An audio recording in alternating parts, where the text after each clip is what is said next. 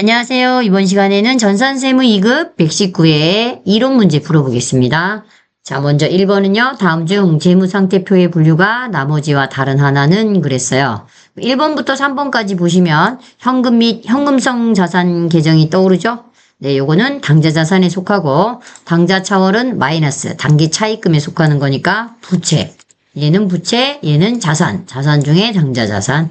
얘는 부채 중에 유동부채. 2번 다음 중 일반 기업회계 기준상 거래 형태별 수익의 인식 시점으로 옳지 않은 것은 했습니다. 수익의 인식 시점이라는 것은 매출액으로 언제 인식해야 되냐라는 거예요. 그럼 기업회계 기준서에서 입장권을 판매했을 때는 입장권을 판매하는 시점이 아니라 어떻게 행사가 개최되는 시점 이렇게 나와 있어요. 그러니까 행사가 시작되는 시점이 너희가 매출을 인식해야 된다 이렇게 되어 있으니까 1번은 틀렸고요. 수강료는 수강기간에 걸쳐서 수익으로 인식하는 진행기준이고요. 배당금 수익, 배당금을 받을 권리와 금액이 확정되는 날을 수익으로 인식해야 된대요. 이게 바로 결의일이에요. 결의일.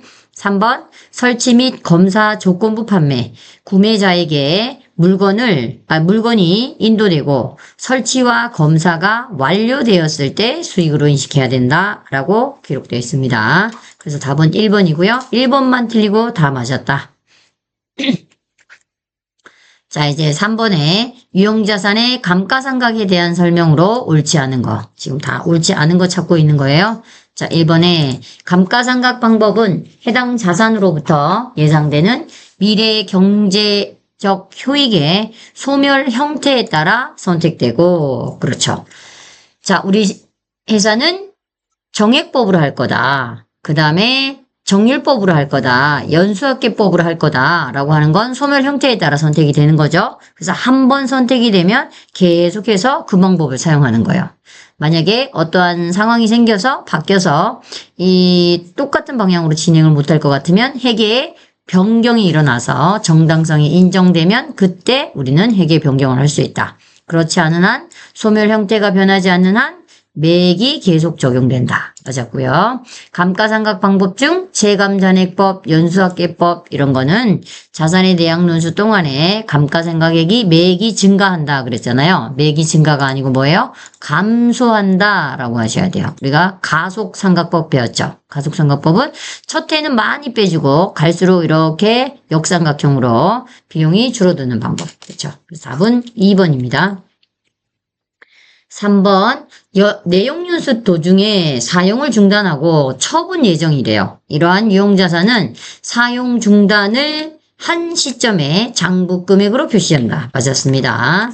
자, 그 다음에 이제 4번은 내용연수 도중에 사용을 중단하였으나 처분하는 게 아니라 장래에 다시 이걸 재개할 예정인 유형자산에 대해서는 감가상각을 해야 되고요. 이때 그 감가상각액은 판관비가 아니라 뭐로 해야 된다? 영업의 비용으로 한다. 이렇게 돼 있죠. 지금 영업활동에 사용되는 게 아니니까 영업의 비용으로 하시면 되겠다. 그래서 다른 답이 아는 지문도 한번 읽어보고 숙지해 놓으시면 좋을 것 같아요.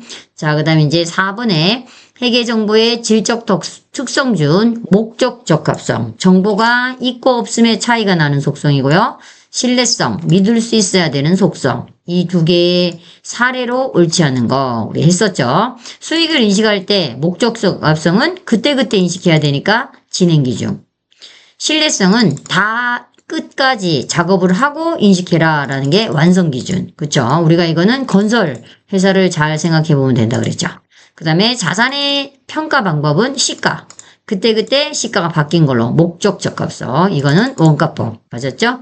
손익의 인식 방식은 발생주의, 현금주의 다 맞았어요. 그러나 정보의 보고 시점은 분기별, 반기별이 그때그때 1년에 한 번 하는 결산재무제표는 신뢰성 이렇게 돼야 되니까 답은 둘이 바뀌었으니까 몇 번이 돼야 돼요? 네, 4번이 정답입니다. 둘이 바뀌었어요. 그 다음에 이제 5번으로 오시면 아래의 자료에서 기말재고자산에 포함해야 할 금액이 얼마인가 라고 했습니다. 한번 찾아볼게요. 도착지 인도 조건으로 매입한 미착상품. 도착지니까 아직 도착 안 했어요. 우리는 매입자잖아요. 그러니까 이거는 내게 아니고 판매자께 되겠죠. 그래서 얘는 땡. 자, 이거를 조금 진하게 해 놓을게요. 자, 조금 진하게 이걸로 하겠습니다. 색깔은 빨간색으로. 이 색깔, 이게 말고. 잠깐만요. 네, 그 다음에 담보로 제공한 저당 상품. 그쵸. 이거는 내 거죠. 담보는 아직 판 게 아니고요. 기말현재 구매자의 구매 의사 표시가 없는 시성품. 구매 의사를 표시하지 않았으니까 판매자인 내 거죠. 그 다음에 4번. 고객에게 인도된 할부. 자, 우리가 할부 판매는 인도하면 구매자 거예요. 따라서 인도된 할부로 판매하는 상품은 누구 거다? 대금을 전액 회수하지 않았더라도 이미 구매자 겁니다. 할부로 판매된 건 인도했으니까. 따라서 우리 답은 요렇게 두 개만 하시면 돼요. 600이랑 300. 그러면 답은 900이 되겠습니다. 자, 이렇게까지 하시면 재무회계는 이제 끝났고요. 이번엔 원가회계 6문제 풀어보겠습니다. 다음에 원가 자료를 이용하여 기초원가, 다른 말로 기본원가는 얼마인가 했어요. 기초원가, 기본원가란 직접 재료비와 직접 노무비를 물어본 거잖아요. 그쵸? 더한 거. 자, 여기다가 한번 써볼게요. 우리가 단기 총 제조원가가 있고요. 자, 이 단기 총 제조원가는 직접 재료비, 그 다음에 직접 노무비, 그 다음에 제조 간접비, 이렇게 되어 있죠. 그리고 요 두 개 합친 거. 직제랑 직노 더한 게 우리의 물음이요. 기초원가. 맞죠? 기초원가. 더해야 돼. 이 두 개 더한 거. 이게 물음이다. 자, 그러면 물음에 답해 보겠습니다. 직접 재료원가는 단기 총제조원가의 40%이다. 그랬어요. 그럼 단기 총제조원가가 일단 1,500만 원. 자, 1,500만 원에 40%니까 계산해보면 1,000만 원에 40%는 네, 400만 원이고 5, 4, 20이니까 600만 원이겠죠. 그럼 600만 원에 40%네요. 600만 원에 40%. 그러면 600만 원에 40%가 아니지. 단기 총제조가 600만 원에 40%니까 600인 거죠. 600. 직접 재료비가 이제 600이 된 겁니다. 자, 그 다음에 이제 둘째는 뭐라고 그랬냐면 제조 간접 원가는 직접 노무 원가의 50%다 그랬어요. 그러면 일단 직접 노무 원가를 모르니까 우리가 X라고 놓읍시다. X는 지금 이게 이렇게 되니까 여러분이 좀 헷갈릴 수 있으니까 A라고 할게요. A라고 할게요. 자, A. 자, 직접 노무 원가는 A예요. A에 0.5 이렇게 해야 되겠네. 그쵸? 그 다음에 직접 노무 원가는 우리가 몰라. 그러니까 A, 노무 원가는 A 이렇게. 자, 됐죠? 자, 이때 우리가 요게 600만 원이니까요. 이 전체 이 세 개가 1, 2, 3번. 그러니까 여기가 직접 재료비가 1번. 그 다음에 직접 노무비가 2번. 그 다음에 직접 노무비가 2번. 2번. 그 다음에 제조 간접비가 3번. 해보겠습니다. 자, 그러면 우리가 지금 이 단기 총제조원가 이 세 개가 합쳐서 1,500인데 직제가 600이니까 결론은 이 두 개가 얼마라는 소리예요? 합쳤을 때. 직제랑 직노를 더했을 때 900만 원인 거야. 900만 원. 그쵸? 자, 그러면 우리가 요것만 가지고 뭘 할 수 있다? 이제 방정식을 세워보면 되지. 이 세 개 가지고 방정식 세워보겠어요? 자, 먼저 이렇게 하시면 되겠네요. A, 직접 노무비 A 플러스 0.5A는 뭐예요? 900만 원 이렇게. 맞죠? 자, 그러면 이제 여기서 검열하면 1.5A가 되겠네. 맞죠? 1.5A는 900만 원. 이렇게. 그럼 이제 각자 A로 나눠주면 여기를 A로 나누면 1.5로 나누고 그럼 A만 남죠? 자항은. 그 다음에 대변은 900만 원을 1.5로 나눠보세요. 따라서 나눠볼까요? 900만 원 나누기 1.5 이렇게. 그럼 600만 원이 되겠네요. 따라서 A는 뭐가 돼야 돼요? 600만 원. 이렇게. 그럼 직접 노무비가 600만 원이니까 물음이 뭐였어요? 아까 물음이 이거 두 개 더한 거라고 했잖아요. 직제랑 직노 더한 거. 그러니까 얘가 1200만 원이 답이에요. 그렇죠? 자, 그리고 검사를 한번 해볼까요?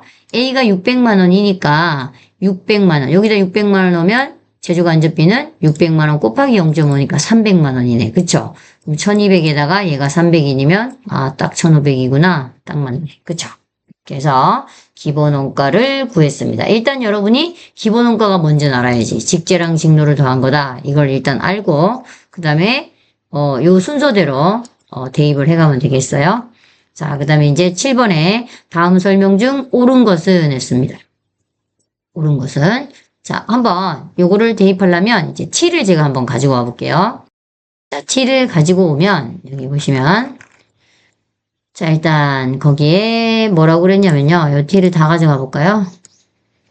이렇게 곱사해서 이렇게 아이고 안 되겠네. 일단 제공품 t니까 2번 t만 그냥 가지고 오겠습니다. 2번 t만. 자, 2번 t 요거 2번 t를 가지고 와서 풀어야 되겠네요.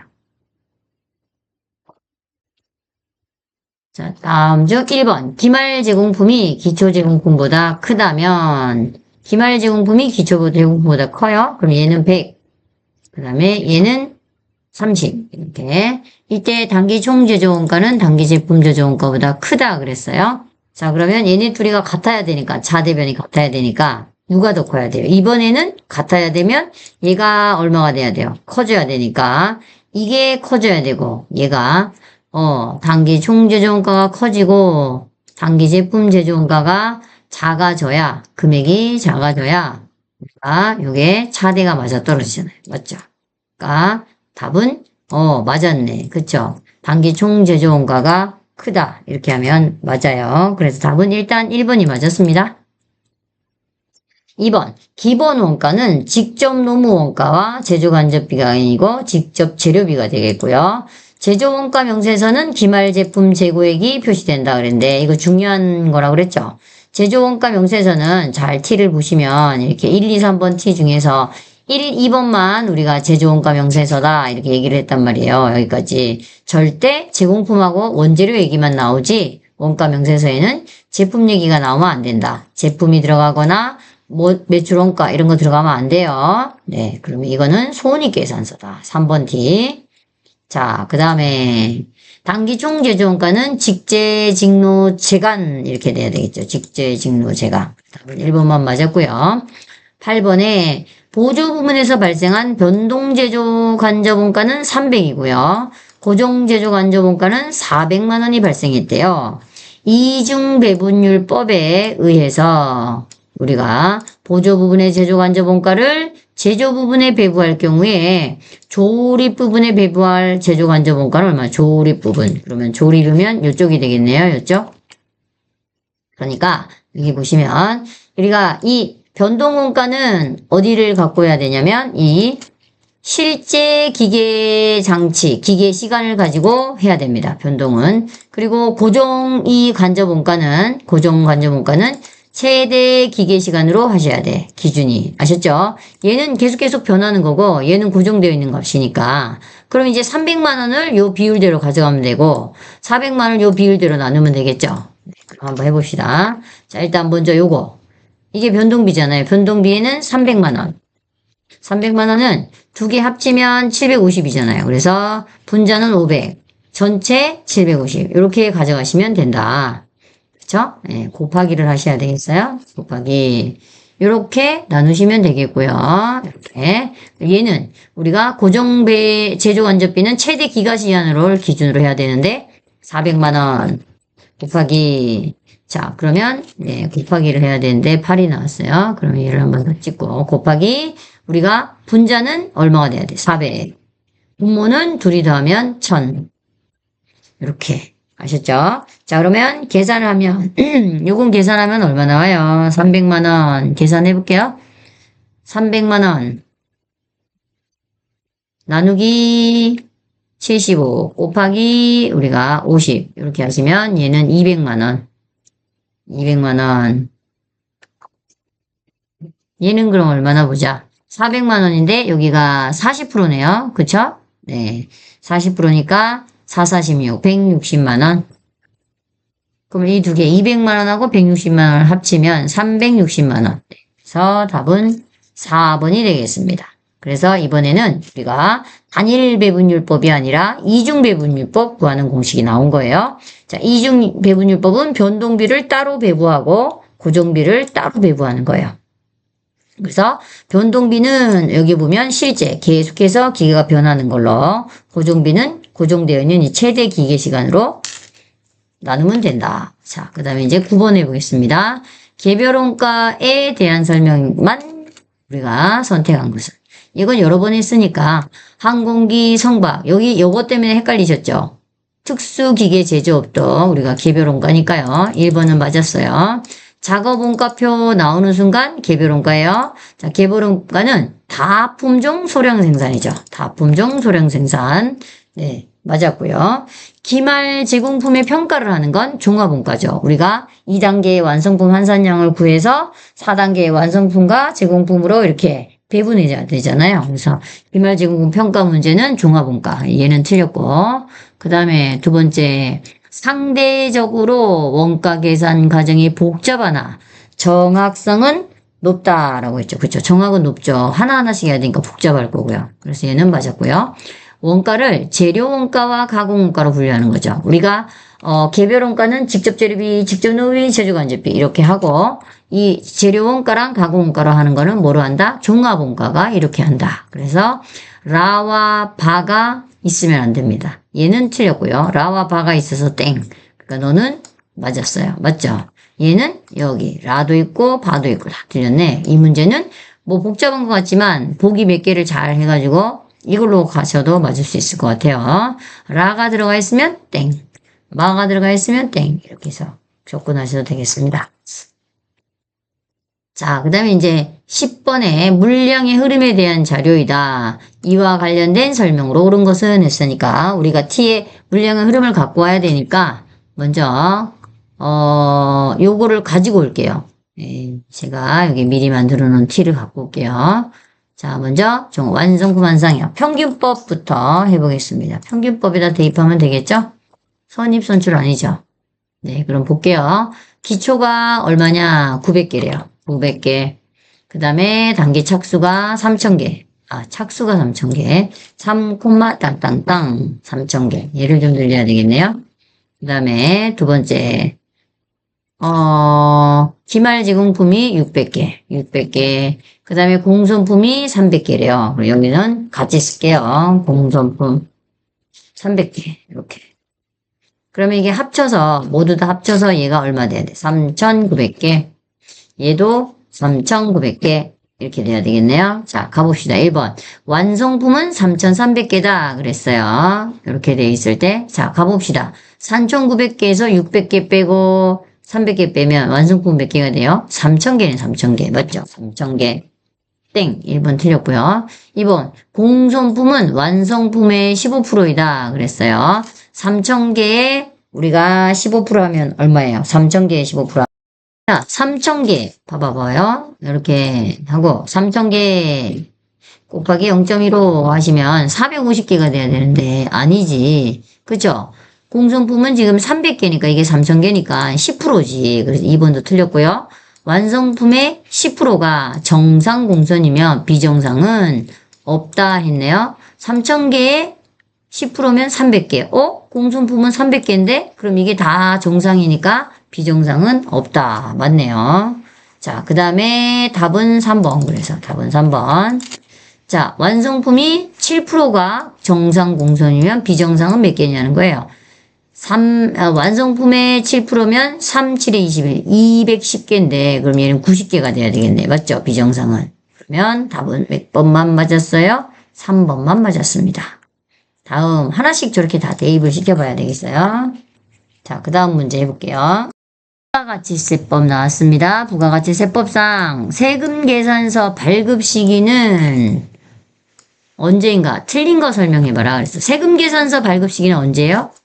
원칙이 공급 시기고요. 공급 시기는 인도일이다. 맞죠?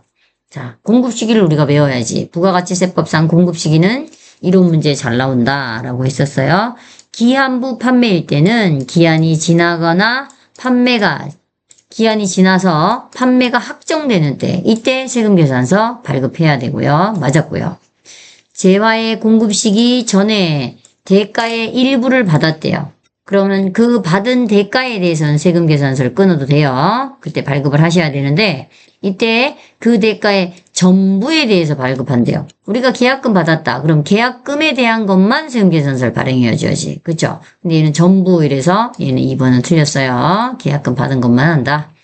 재하의 이동이 필요하지 아니한 경우는 재하가 이용 가능한 때에 세금계산서를 끊으면 되겠죠. 그리고 재하의 이동이 필요하면 인도하는 때. 그 둘 다 아니다. 이러면 뭐가? 재하가 확정되는 때. 맞죠? 공급이 확정되는 때에 세금계산서를 발급하면 되겠어요. 4번. 단골 손님. 그러니까 월합세금계산서 말하는 거예요. 거래처별로 달의 1월부터 말일까지의 기간 내에 사업자가 날짜를 임의로 정한 기간에 공급가액을 합하여 그 기간의 종료일을 작성 연월일로 하여 재할 공급일에 속하는 달에 다음 달 10일까지 세금계산서를 발행할 수 있죠. 이게 바로 월합세금계산서입니다. 그래서 2번 빼고는 다 맞는 말이에요. 자, 그 다음에 이제 다음 자료를 이용하여 부가가치세 가세되는 토지의 임대면적은 했어요. 토지의 임대면적을 한번 구해봅시다. 일단 두 가지를 먼저 아셔야 되는데, 자, 주택의 면적을 구할 때는 일단 민으로 구한다. 민 이렇게. 1번이 뭐냐라고 하시면 자, 1번은요. 여러분 이렇게 주택 면적의 도시 내에는 5배, 도시 외에는 뭐라고 했어요? 10배. 근데 여기가 도시 내예요. 네. 아니라고 했으니까 5배. 그 다음에 두 번째는요. 비율. 도시의 비율. 요 중에서 작은 값으로 해줄게. 그랬어요. 한번 구해봅시다. 자, 먼저 주택의 면적은 60이죠. 60제곱평방미터니까 60 곱하기 5배 이렇게 하시면 돼요. 그러면 300. 이 중에 작은 거니까 비율 해보겠어요. 비율. 자, 비율은 여기에 건물의 부수토지 면적이 1000이잖아요. 1000제곱평방미터. 1000 곱하기 일단 전체 우리가 비율은 전체가 60에 140이면 200이잖아요. 근데 여기에 60에 200 이렇게 하시면 된다는 거예요. 그러면 우리가 먼저 비율을 먼저 해볼까요? 60 나누기 200 그러면 30%네. 그러면 1000에 30%니까 둘이 똑같아 답이. 맞죠? 그러면 민하면 300이 되겠어요. 둘 중에 하나 300. 자, 300이다. 이제 정해졌으니까 자, 토지는 건물의 부수토지 면적은 어떻게 해야 돼요? 토지 면적은 1000에서 300을 빼면 여기가 300이니까 답이 700이 돼야 되죠. 700. 이해되셨죠? 네. 다음 13번 문제 보겠습니다. 부가가치세법상 관이 과세자에 대한 설명으로 옳은 거 찾아보래요. 법인도 신규 법인에 한해서는 관이과세자가 가능하다. 이제 법인은 무조건 간이과세자가 될 수 없다라고 했고요. 자, 그 다음에 간이과세자도 의제매입세액을 공제받을 수 있다. 간이과세자는 의제매입세액 공제 못 받습니다. 대손세액 공제 신청도 못 받고요. 환급도 안 됩니다. 그래서 안 되고요. 3번. 간이과세자는 해당 과세기간 1년에 공급대가가 4,800만 원에 미달하면 납부 의무가 면제된다. 맞아요. 4,800 미만 납부 의무 면제. 3번은 맞았고요. 간이과세자의 경우 납부세액은 공급가액의 업종별 부가가치율에 곱한 후 다시 10% 아니요. 공급대가 가액이 아닙니다. 간이과세자는 공급대가, 일반과세자는 공급가액 출발이 아셨죠? 자, 다음 14번. 다음 자료를 이용하여 종합소득세 산출세액을 계산하면 얼마인가? 여러분 산출세액을 한번 계산을 해봐야 되겠죠? 그러면 2배삭은 연기 태양 얘는 빼야 되고 2배삭은 연기까지만 다 더하시면 뭐가 나와요? 종합소득 금액. 여기서 종합소득 공제. 그 다음에 종합소득 공제를 하면 과세표준. 과세표준에서 세율을 곱하면 산출세액. 여기까지 하라는 소리예요. 아셨죠? 자, 그럼 해보겠습니다. 우리가 2배삭은 연기해서 우리가 종합과세를 하긴 하는데 종합과세에 들어오지 않는 게 있었잖아요. 여기 중에서. 이렇게 금융소득이 2천만 원을 초과하면 종합과세. 맞죠? 얘는 안 된다. 안 넘었으니까 얘는 분리과세. 그 다음에 사업소득은 넘어가야 되고 기타 소득도 1,000만 원이니까 넘어가야 되고 됐고. 자, 그 다음에 이제 그러면 요거 하면 되겠네. 사업소득은 더하고 기타 소득은 더하고 5,200. 그럼 얘 둘이 더하면 네. 사업하고 기타하고 더하면 5,200. 5,200. 이게 그대로 종합소득 더했으니까 5,200. 더한 거예요. 소득금액 5,200. 그리고 종합소득 공제가 750이래요. 그럼 여기다가 700, 50. 이렇게. 그쵸? 그러면 750에서 이제 빼시면 가표가 나와요. 가표는 얼마예요? 빼니까. 네. 4,400. 얼마? 50만 원. 4,450만 원. 자, 그 다음에 이제 세율은 우리가 먼저 1,400만 원까지 6% 해서 84만 원에다가 그러니까 4,450만 원 빼기 1,400만 한 구간을 우리가 15% 하면 되지만 여기서 누진공제가 나왔기 때문에 좀 더 쉽게 이렇게 하시면 돼요. 그냥 누진공제 나오면 여기 4,450만 원 전체에 대해서 곱하기 0.2로 15%를 합니다. 이렇게 전체를. 그리고 누진공제 나왔으니까 이 126만 원 마이너스 126만 원 이렇게 계산하시면 돼요. 빼주면 돼요. 541만 5천 원이 정답입니다. 이렇게 산출세 이렇게 구조가 이렇게 됩니다. 자, 누진공제를 알려주면 전체 금액의 15%하고 이게 세액을 빼주시면 돼요. 누진공제가. 자, 그 다음에 이제 15번 문제 풀어보겠습니다. 다음 중 소득세법상 인적 공제에 대한 설명으로 옳은 것은 했습니다. 배우자와 직계 비속은 존속이 아니라 직계 비속은 항상 생계를 같이 하는 것으로 보고요. 직계 존속은 주거 형편상 이런 말이 나오죠. 그 다음 두 번째, 추가 공제는 해당 거주자의 기본 공제를 적용받는 경우에만 공제할 수 있다. 그렇죠. 우리가 추가 공제는 기본 공제 대상자만 받는다라고 했으니까 얘는 맞았어요. 형제 자매는 해줘요. 그러나 형제 자매의 배우자는 못 해준다. 맞죠? 땡. 과세기간 종료일 전에 사망한 경우는 사망일의 상황에 전날의 상황에 따른다. 그랬지? 사망일의 상황에 따른다는 안 했으니까 2번은 맞았습니다. 이렇게 해서 119에는요. 이론은 뭐 그렇게 쉽게 나온 것 같진 않아요.